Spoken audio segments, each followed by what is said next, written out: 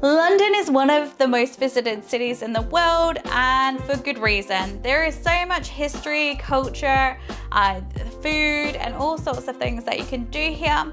With these London sightseeing tips, I am going to show you the essentials to save you some time and also money. So let's get started with the tips.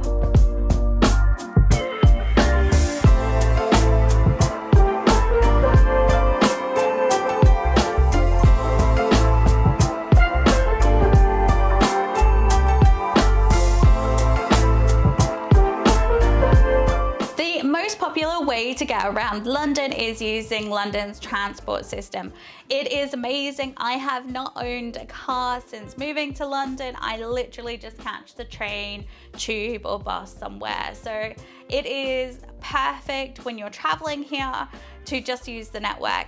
And the way that you can use the network is by getting an Oyster card. You can get one sent to you by Visit London before you arrive, or you can just pick up one from the train station or airport. Alternatively, if you've got a credit or debit card that you wish to use, you can just tap that on as well, along with your phone. So they have Google Pay, Apple Pay. So there are all sorts of methods that you can use. One thing to bear in mind is if you're an overseas traveler, then you might get hit with exchange rates and fees from your bank. So do double check before using your card as an option. Secondly, you can get an Oyster card and you can put like a weekly pass on it or a monthly pass. So if you're here for 5 to 7 days, then I totally recommend getting the weekly pass. And then if you're here for a whole month, then getting the monthly pass. And that way your card is topped up and you don't have to worry about paying for travel at all. They do apply caps on your credit and debit cards, so you get a daily cap or a weekly cap depending on how much you use the public transport. Book London's most popular attractions in advance, especially during the summer season. So if you want to go visit Warner Brothers Studios where the making of Harry Potter happened, this definitely books out months in advance during the summer season, and if it's on your bucket list, you don't want to be missing out. Some companies also offer discounts if you book in advance, so this can save you a bit of time and money, and you may be able to skip the queue as well. So have a look into each attraction, because some I would recommend booking in advance and others I wouldn't. But I do have a whole post that explains this, which I'll leave in the description below. Take advantage of the Days Out Guide 2-for-1 offer. So with lots of attractions in London and actually across the UK, Days Out Guide offers you tickets for the 2 tickets for the price of 1, or something similar like that. And the only thing that you need is to have a voucher and also a train ticket. So if you've watched my Kew Gardens video, you will see how I went through the process of getting my 2-for-1 voucher and the rail ticket that I used for my journey. But it did save my friend and I 50% off, and as I pay as you go travel anyway, I didn't have an impact of like the cost for it. So yeah, it's a really good way to get like cheaper tickets if you're traveling as a couple or a pair or a group of even numbers. Decide whether you want to get the London Pass. Now, this is only beneficial to some people. It really depends on how you want to structure your trip and what's really important for you to see and do. For example, if you're going to St. Paul's, the Tower of London, and Tower Bridge, they're all really close together, and you probably make a lot of use by doing that in a day, and then you can follow up with the other attractions that are on the list. It does have over 60 attractions, so it can be quite beneficial and cost savings, but you just need to weigh up what you want to do on your trip and whether that does actually benefit you. If you are only seeing one attraction your trip here, then using the Days Out Guide or booking in advance might be a better savings for you. There is nothing worse than rocking up to a place and finding it's closed. So double check the opening times for the attractions, because they do change opening times depending the time of year or what's going on in London. So winter, you'll see places like Kew Gardens only being open for a couple of hours during the day. whereas during the summer months, they're open for a lot longer. So double check so that you can plan your day around that. Be warned, there will be scaffolding. I can't think of how many times I've seen a photo on Instagram of Big Ben in the last couple of years and it has no scaffolding on it.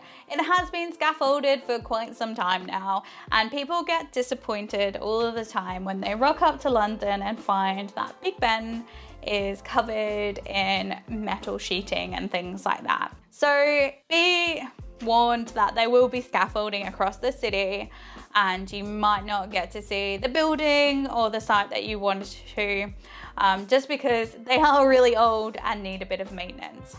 Get off the beaten path. So one of the cool things about London is that it is very diverse. It has a lot of things to offer. Some of my favorite things to do is, for example, go to Penge East, which has some awesome street artwork. It's a little different to Shoreditch, but there are some cool pieces here and it's very, very local.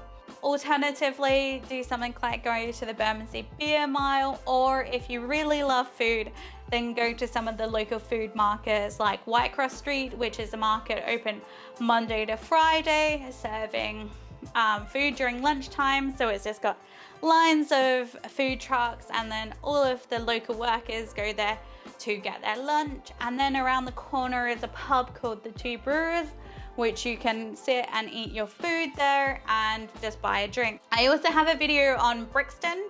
So if you want to kind of see a different area of London, that's really cool. You can go to Market Row or Brixton Village, and there are cool little independent shops, lots of cafes and restaurants, and a few local breweries that you can check out. I will leave links to both videos in the description below, or click on the card popping up now. One of my favorite things to do is get skyline views of London, and there are so many places that you can do this and they are free. You don't actually need to pay to go to the top of the Shard or the London Eye. Some of the alternatives you could do is go to Primrose Hill and you can have a picnic over the park and see the view of London. You can go to the Sky Garden. I also have a video about this popping up in the card now or in the description below. And it's basically like a city oasis. It's got a beautiful garden and panning views of the city. Another thing you can do is go to the Shard. So there is a bar called Obelix, which is on the 32nd floor. And all you need to do is go to the bottom of the Shangri-La, go up in the lift, and you'll get views of the city with a glass of wine or Coca-Cola for basically the price of a drink. So it's a great way to chill. Another place that you can go to is the Tate Modern, and they have a viewing platform there. Along with one new change, there are so many great view locations that I can just ramble on for hours. So make sure that you take advantage of these and get some beautiful sweeping skyline views.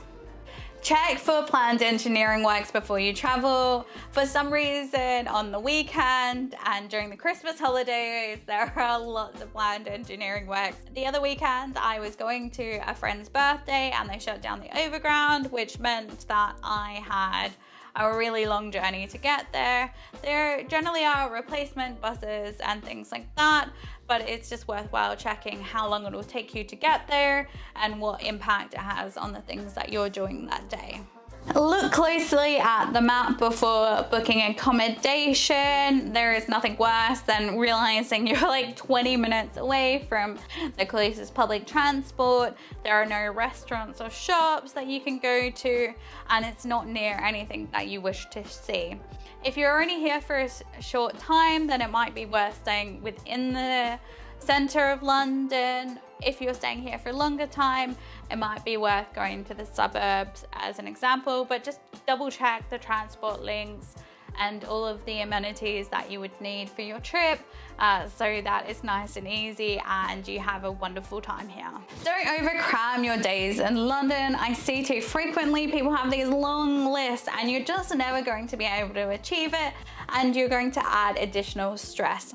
What I do when I'm traveling is I'll put all of the things that I want to see on a map and I'll color code them for the most important things that I want to see, and then kind of things in the surrounding areas to make sure that I know the closest restaurants, cafes, coffee shops, because I love my coffee. And that way I'm not like going from one end of the city to the other end of the city, especially when it's somewhere like London and it's massive. So this will help you plan your day in that area and you'll get the most out of your trip. Go to the free museums in London. London has some of the most incredible museums, like the Natural History Museum. The architecture in there is just so gorgeous, and you can just imagine David Attenborough walking around giving a speech around there. He does actually have a series about that, or if you're more into art, then you can go to the Tate Modern, or history, then there's the British Museum.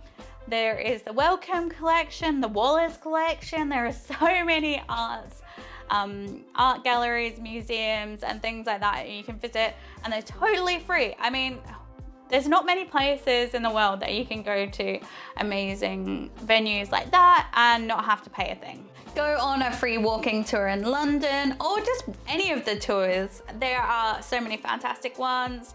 Sandeman's and a few others run them from like the Churchill statue, which will cover mainly the west of London, or you could do a Shoreditch street art walking tour, or do a Jack the Ripper walking tour, which is generally held at night, and you can kind of see all the spots where Jack the Ripper's victims were taken and the history and theories around that, which is super interesting.